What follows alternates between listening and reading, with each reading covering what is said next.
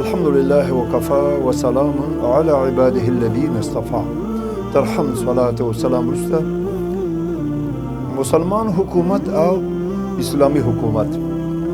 حکومتونه او دولتونه په دوه ډوله دي، یو مسلمان حکومت او بل اسلامی حکومت. مسلمان حکومت هغه ده چې په سر کې مسلمان واقعي کلمه وایي او شعار د ټکسونو مالیاتو د راغونډولو.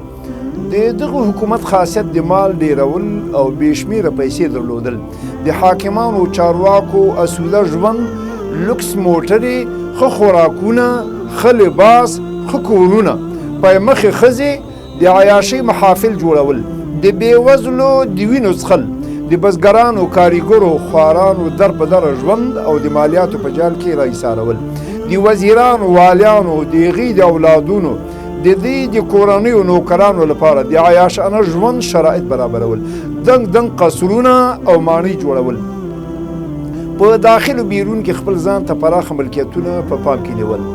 دغسې حکومت د عام ولسونو د دیني او اخلاقي تربیې او څارنې هېڅ پروا نه ساتي او د هېڅ رنګ ملي ګټو په کیسه کې نه.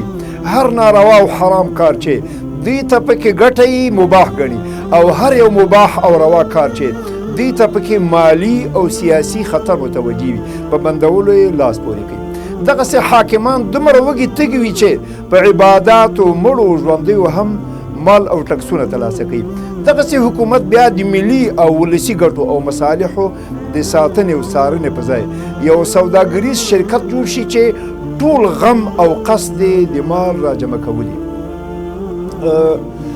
دغسې حکومتونه په اسلامي نړۍ کې په ټوله اسلامي نړۍ کې هم دغسې حکومتونه دي چې تش کلمه وایي او نور بیا عملا د الله دین هلته واکمن دی او د غرب په څیر باندې سیستم چلوي او دین ته ژمن نه وي. کلمه وایي خو د کلمې لا د ژوند نه کوي او نه دین ته ژمني.